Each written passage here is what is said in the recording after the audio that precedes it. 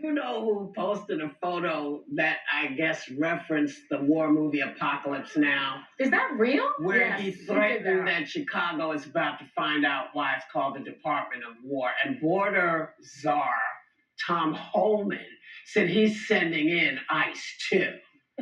Take a look. Should we expect action in Chicago this week?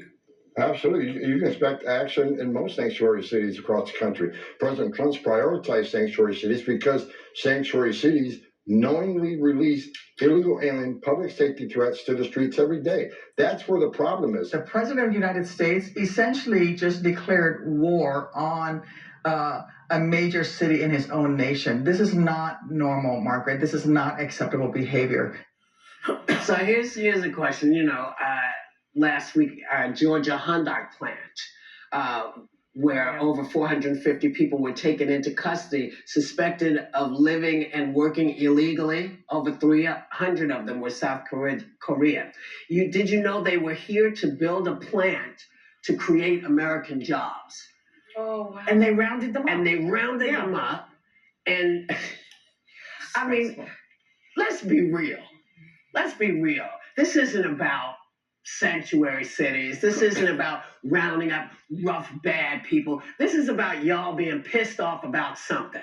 Because if this was about rounding up people who were bad for the country, you all would be doing a totally different kind of job. That is my opinion. Well, and that's what I'm putting out, because none of you asked people to come in and build this for you. You asked them in. You said, here's the job. And then you say, oh, and we're arresting you. So I also think you can't separate the politics from this. The midterms are coming. I think Trump has had this benefit of having control of the House, the Senate, and the White House.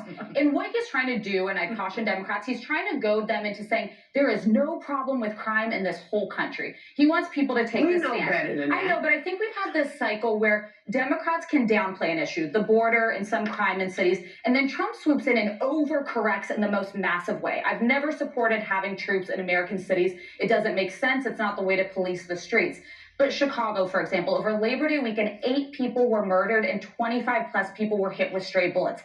That deserves a response. It deserves a law enforcement response. It should be in coordination with the federal government. It should be the state and local officials that should lead it. Yeah. But he has this way of speaking to people's anxieties. And when they feel like they're not safe in their communities, regardless of what the macro stats say, he taps into that. It's the grievance. A lot of authoritarians do that. This is nothing new around the world. When they become autocrats, but they some start of it is legitimate. Like you can't dismiss that. Chicago's issues have been going down, as many cities have. Some go up, they go up and down and up and down. But to come in and talk and to bully and say we're sending in ICE. You're not supposed to. Why are you sending in ICE? Because they want to round up immigrants. They want to conflate crime and immigration. They want to terrorize vulnerable communities. Yeah. And J.B. Pritzker, the governor of Illinois, had a very strong response to this. And one of the lines that stuck with me was, authoritarians thrive on your silence. Right. Be loud for America. Yeah. Now, what does that mean? That means that when you see human rights violations, when you see civil rights violations, when you see masked men dragging people through the streets and beating people's dashboards in and windows and film it, amplify the truth so America can see what is happening in our streets. It also means do not get violent. Do not play into the hands of Donald Trump and his minions. They want a confrontation. Be smart.